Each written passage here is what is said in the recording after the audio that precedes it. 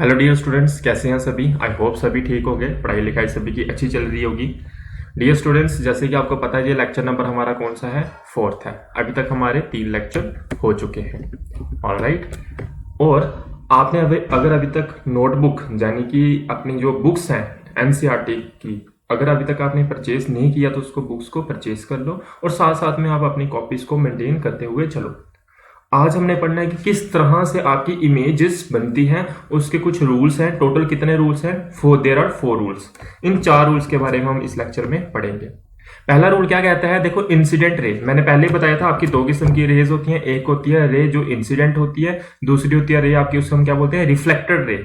जो एक सरफेस के ऊपर रे इंसिडेंट हो रही है, लाइट रे। बेसिकली कौन सी रे की बात हो रही है? लाइट रे की। जहां पे हम कौन सी ऑप्टिक पढ़ रहे हैं? रे ऑप्टिक। तो जो रे इंसिडेंट होती है उनसे हम इंसिडेंट रे बोलते हैं, और जो रे रिफ्लेक्ट होकर वापस जाती है उसे हम क्या बोलते हैं? Reflected ray.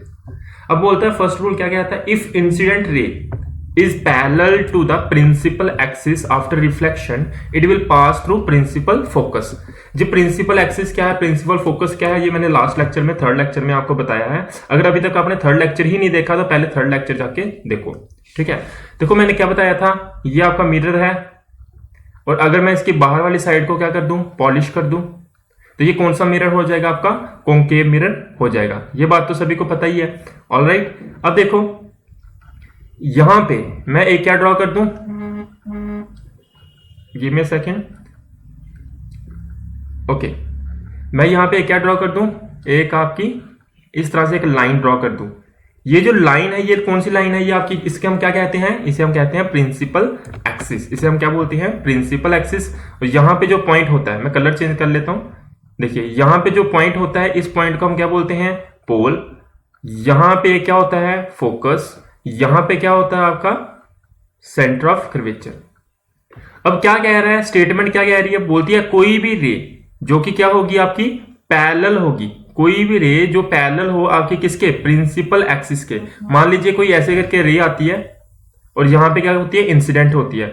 जैसे यहां पे आके इंसिडेंट होगी तो रिफ्लेक्शन होने के बाद जैसे इस मिरर से क्या करेगी? रिफ्लेक्ट करेगी। रिफ्लेक्ट होने के बाद हमेशा कहां से पास हो जाती है? It will always pass through principal focus. इस तरह से वापस रिफ्लेक्ट होके चली जाएगी। जब बात समझ आ गई होगी तो ये रूल कहता है फर्स्ट आपका क्या कहता है? कभी भी कोई भी आपकी इंसिडेंट रे जब पैरेलल होती है किसके? आपकी प्रिंसिपल एक्सिस के, तो रिफ्लेक्शन होने के बाद वो कहां से पास हो जाती है? आपकी फोकस से पास हो जाती है। दूसरा रूल क्या कहता है? बोलता है एक आपका वही बात आ जाएगी। ये आपका क्या है? एक मिरर है। मैं कॉन्केव मिरर को ही लेके चल रहा हूं, ठीक है। बाहर वाली साइड क्या की हुई है? पॉलिश। और ये आपकी क्या है? ये आपकी क्या है? एक्सिस। कौन सी एक्सिस? Principal axis. इस तरह से आपने अच्छे से डायग्राम ड्रॉ कर लेनी है। मैं यहां पे आपको सिखा रहा हूं। चलिए, मैं आपके लिए एक स्ट्रेट लाइन अच्छे से ड्रॉ कर देता हूं ताकि आपको पता चले। देखो, इस तरह से आपने क्या करना है कि इस तरह से एक लाइन को ड्रॉ कर लेना है। ये कौन सी लाइन होती है?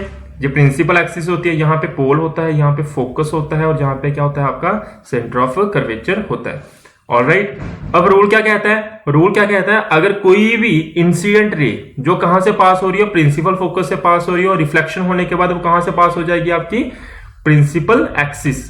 देखिए, प्रिंसिपल एक्सिस से पास होगी, यानी कि पैरेलल रहेगी आपकी किसके? प्रिंसिपल एक्सिस के। देखिए, मैं कैसे बता रहा हूं आपको, देखना। कोई भी रे जो कहां कैसे पास हुई, कैसे आई? आपकी प्रिंसिपल फोकस से पास हुई। ये कौन सी रे है? ये इंसिडेंट रे है जो पहली बार गिरी है इसके ऊपर आके। जैसे यहां पे आके कोई रे इंसिडेंट होती है मिरर के ऊपर तो क्या होगी? रिफ्लेक्शन होगी। अब रिफ्लेक्शन तो होनी है भाई साहब। अब देखिए, देखो, give me a second.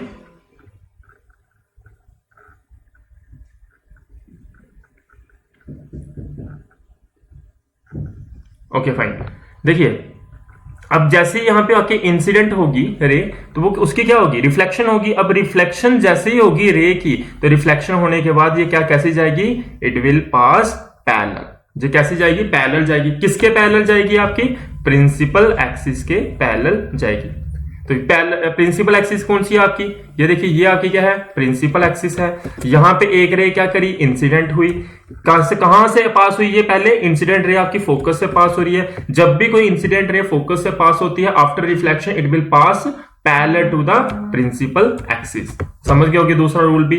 Third rule देखते हैं, थर्ड रूल क्या कहता है।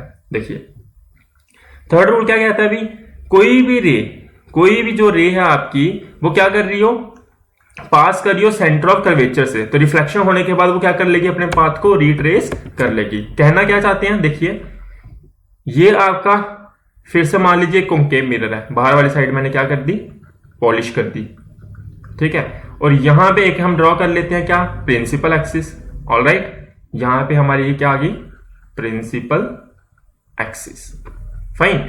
अच्छा अब क्या कहता है भाई, मैंने ये पहले बता दिया, यहां पे क्या होता है पोल, यहां पे क्या होता है फोकस, और यहां पे क्या होता है आपका सेंटर ऑफ कर्वेचर। ठीक है जी, इसको मैं थोड़ा सा पास बनाता हूं ताकि आपको अच्छे से पता चले। यहां पे आपका होगा क्या, फोकस, और यहां पे होगा आपका सेंटर ऑफ कर्वेचर, और ये आपका क्या है, मिरर। Alright, okay. अब देखिए, अब मैं क्या करूंगा, यहां पे एक रे क्या करूंगा, इंसिडेंट करूंगा।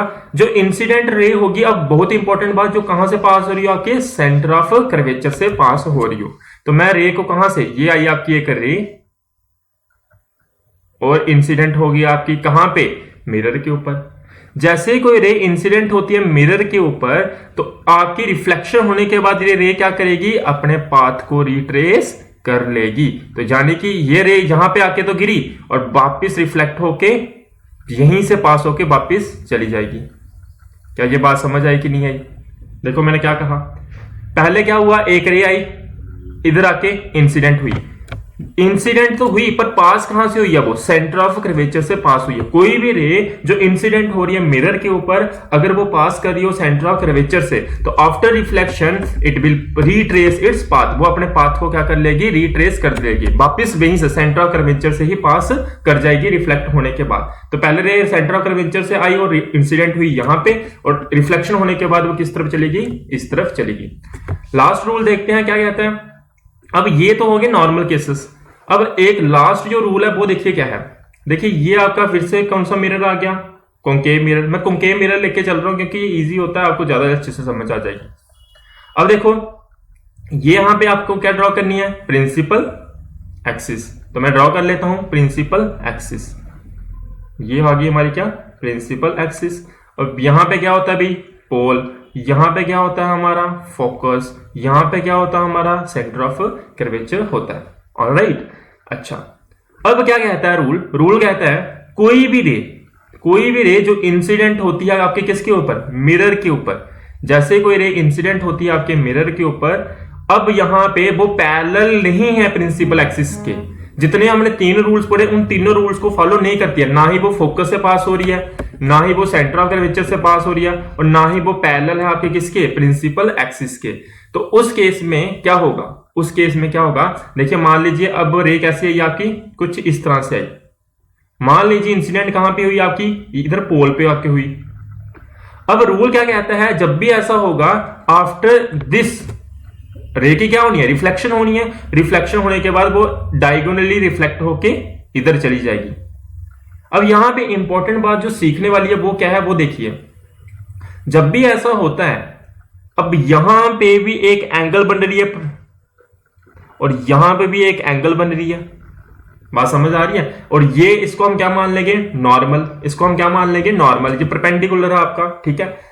तो यहां पे बोलता है angle of incidence is always equal to angle of reflection. और ये मैंने बात आपको पहले ही बताई हुई है। एंगल ऑफ इंसिडेंस जब किसके बराबर हो, एंगल ऑफ रिफ्लेक्शन के बराबर हो। ये कौन सा लॉ है आपका, लॉ ऑफ रिफ्लेक्शन। तो अल्टीमेटली फोर्थ रूल क्या कहता है, if incident ray which is in parallel to the principal axis, अगर वो प्रिंसिपल एक्सिस के पैरेलल नहीं है, इज ऑल्सो रिफ्लेक्टेड डायगोनली, वो रे क्या करेगी, डायगोनली रिफ्लेक्ट कर जाएगी। And the incident ray and reflected ray follows loss of reflection. और जो इंसिडेंट रे और रिफ्लेक्टेड रे किस लॉ को फॉलो करेगी, लॉ ऑफ रिफ्लेक्शन को फॉलो करेगी। जिसका मतलब क्या होता है, angle of incident is always equal to the angle of reflection. क्या होते हैं, इक्वल होते हैं। समझ गए बात को, ये आपका रूल हो गया। अब जरूरी नहीं है कि आपकी डायग्राम ऐसे ही बनेगी, देखो ऐसी भी हो सकती है। देखिए ये आपका कॉन्केव मिरर है, और यहां पे मैंने ड्रॉ कर दिया आपका क्या, ये मैंने ड्रॉ कर दिया आपका प्रिंसिपल एक्सिस, ऑलराइट, ये पोल है, ये फोकस है, और ये आपका क्या है, आपका सेंटर ऑफ कर्वेचर। अब कोई भी रे जरूरी नहीं आके पोल पे ही गिरेगी। मान लीजिए ऐसे करके आपकी कोई रे आई और इंसिडेंट हुई यहां पे आके।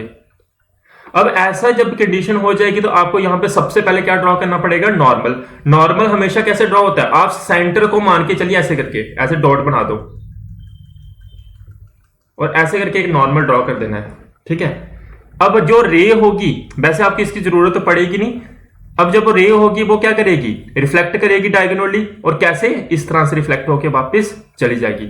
ऐसे क्यों कर दिया, क्योंकि आपको पता है इसके बीच में जो एंगल ऑफ इंसिडेंट कहूंगा और इधर जो एंगल बनेगी इसको हम कौन सी एंगल बोलेंगे, एंगल ऑफ रिफ्लेक्शन बोलेंगे। और ये दोनों एंगल क्या होनी चाहिए, बराबर होनी चाहिए। अगर ये 30 डिग्री है तो ये भी कितनी होनी चाहिए, 30 डिग्री होनी चाहिए। आई होप आपको बात समझ आएगी। कुछ भी डाउट होगी तो आप मुझे पूछ सकते हो।